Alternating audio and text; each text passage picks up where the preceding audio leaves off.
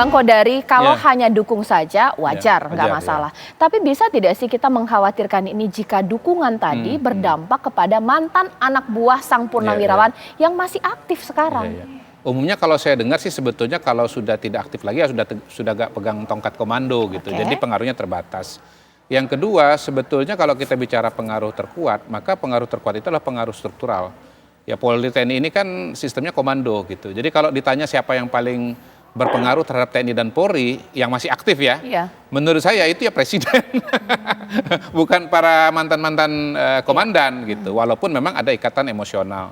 Tapi antara ikatan emosional dengan ikatan struktural kan lebih kuat ikatan struktural, Caca. Jadi tapi begini, sebetulnya kalau kita bicara peran dari TNI Polri dalam pemilu itu sendiri, hemat saya sebetulnya kita harus lihat angka-angka gitu. Nah sekarang berapa sih jumlah DPT kita, jumlah pemilih kita secara keseluruhan 204 juta gitu.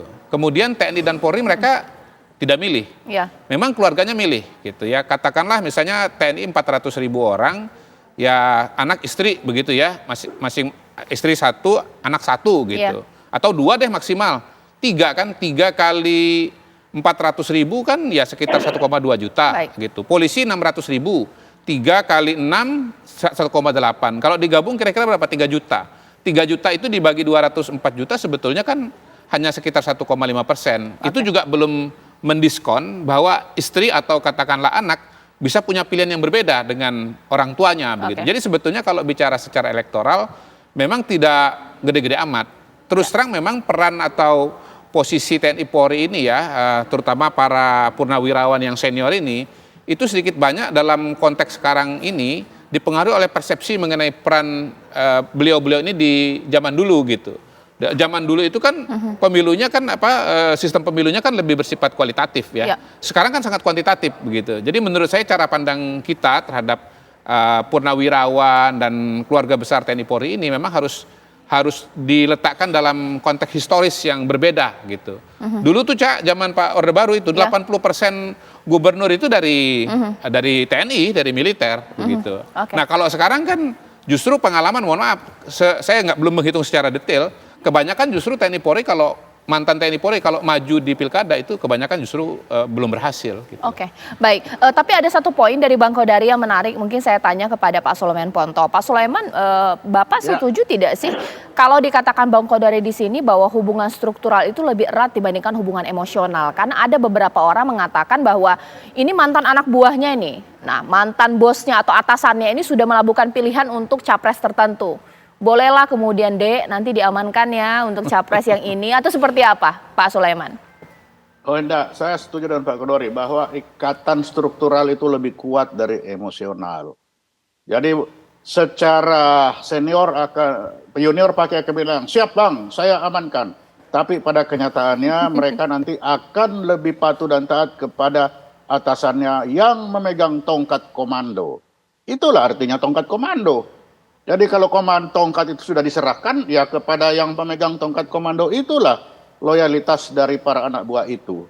Begitu. Oke, kalau Pak Anton bagaimana? Karena kan sudah punya dukungan, ini sudah punya pilihan. Tidak begini nelfon, Dinda, Pak Anton ya, Dinda, nanti dibantu ya Dinda untuk capres ini bagaimana Pak Anton? Ya pasti jawabannya, iya saya bantu, tapi kenyataannya enggak juga. Oke, baik Pak Anton boleh dijawab Pak Anton. Saya kira TNI Polri sekarang ini sudah profesional. Apalagi ada aturan bahwa TNI Polri ini harus netral. Memang betul, bisa saja menitipkan. Tetapi karena saya sudah tahu bahwa hal tersebut tidak mungkin, sehingga saya tidak pernah menitipkan. Yang penting kita berbuat. Karena memang aturannya sangat keras. Apabila ketahuan saja, misalkan ada salah satu anggota TNI Polri mendukung salah satu pasangan atau terlibat dalam masalah politik, itu pasti masuk propam, masuk POM, nanti di sidang. Jadi saya kira pengaruhnya itu sangat kecil sekali. Bahkan mungkin ya probabilitasnya itu tidak sampai 0,5% lah. Karena mereka lebih mengedepankan profesionalisme di dalam tugasnya masing-masing. Karena seandainya tidak keras di dalam masalah itu, bagaimana jadinya angkatan bersenjata yang memegang senjata nanti terpecah belah. Ini akan dijadikan satu alat oleh asing untuk memecah belah bangsa Indonesia. Sehingga di TNI Polri masalah dukungan politik yang aktif ini sangat-sangat keras sekali. Itu yang saya ketahui. Tidak peduli siapapun juga. Dari mulai Pati sampai kepada tingkat Tantama Bintara. Pasti akan ditindak kalau memang betul-betul terbukti mendukung salah satu partai atau calon. Baik, Pak Anton, kalau Pak Anton kan sudah punya pilihan Pak Prabowo. Pak Anton memberikan sumbangsi seperti apa ini dengan calon yang Bapak dukung ini? Selain secara pribadi ya, memobilisasi masyarakat kah atau seperti apa?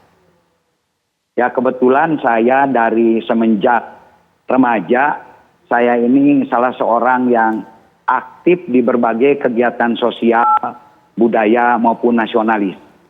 Sekarang saja saya hampir lebih dari 120 ormas, LSM maupun komunitas yang ada di bawah bimbingan saya, baik sebagai Dewan Pembina maupun juga sebagai sebagai ketua, dan juga baik di bidang budaya, di bidang anti intoleran, nasionalisme maupun juga di bidang agamis.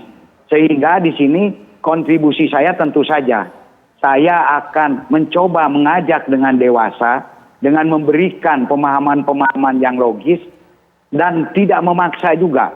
Karena jangan sampai politik ini dipaksakan. Ya. Karena kalau dipaksakan ini akan terjadi pecah belah. Baik. Jadi kita pun juga harus menghargai orang-orang yang memang berbeda pilihan. Baik. Jangan sampai gara-gara berbeda pilihan menghilangkan rasa persaudaraan, menghilangkan Baik, rasa Pak Anton. kemanusiaan, saling fitnah, Baik. saling jelekkan, dan Baik. lain-lain. Dan alhamdulillah selama ini dari komunitas-komunitas saya yang bisa saya ajak ngopi, saya ajak ngobrol, hampir 90% bisa mengikuti saya. Baik, dan Pak Anton. paham dengan apa yang saya sampaikan. Sehingga Baik, Pak mereka bisa jadi influencer saya, bisa jadi follower saya untuk Baik, Pak bisa Anton. mendukung Ya. calon yang saya dukung, yaitu Bapak Prabowo ditahan dulu Pak Anton. Subianto. Ya mungkin sekarang saya Iya. ke Bang Kodari. Bang Kodari, kalau kita melihat 2014-2019 dukungan seperti ini kan Iya. juga ada. Iya. Seberapa mendongkrak suara tidak sih Iya. dukungan Purnawirawan ini? Ya balik lagi sebetulnya tidak mudah juga untuk mengukur itu ya. Pertama kan kalau TNI Polri-nya sendiri mereka tidak punya suara. Ya. Karena itu tidak dijadikan responden dalam survei. Dan kita nggak bisa ngukur nih. Secara pribadi sebetulnya TNI, anggota Polri itu pilihannya kemana gitu. Nah kalau sudah selesai itu masuk kategori pensiunan. Dan dia akhirnya bergabung dengan profesi-profesi yang lain. Nah tapi kalau kita mau meneliti khusus pensiunan TNI Polri pun itu juga sulit kalau pakai survei yang umum. Karena dia jumlah respondennya terlalu kecil ya. Tadi saya udah kasih ilustrasi angka-angka begitu ya.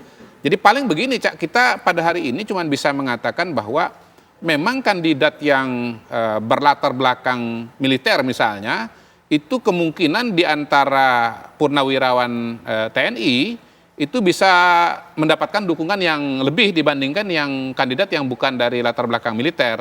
Tentu saja karena sisa-sisa esprit de corps, Ya. karena ikatan emosional begitu.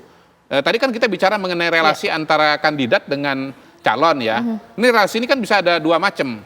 Pertama lewat jalur yang TNI dan polisi aktif, dan itu sudah dikatakan tidak boleh kata Pak Anton.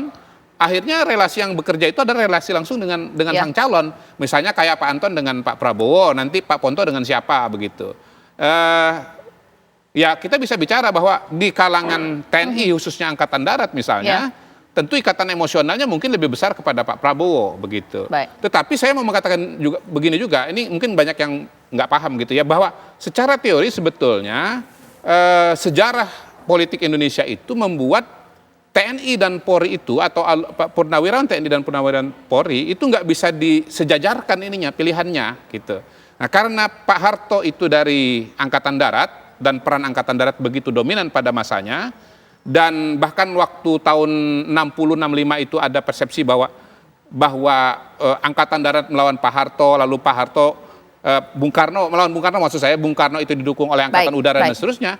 Sebetulnya ya Polri itu mungkin lebih kepada lebih kepada nasionalis, Ya. Bung Karno, dan yang militer lebih kepada katakanlah ya calon dengan Baik. latar belakang militer gitu. Nah, ini kan sebetulnya saling yang satu dukung ke sini, yang satu dukung ke sini, akhirnya netral aja Ya, gitu loh sebetulnya. baik. Ya, nanti Gitu. saat lagi saya akan tanya kepada Pak Anton dan juga Pak Sulaiman, ini seberapa efektif menyumbang suara atau mendongkrak suara tidak sih ini dukungan dari para purnawirawan, apakah memang signifikan mengingat ada partai politik yang sebenarnya juga mesin penggerak untuk suara Pilpres 2024. Sesaat lagi ya di Apa Kabar Indonesia Malam.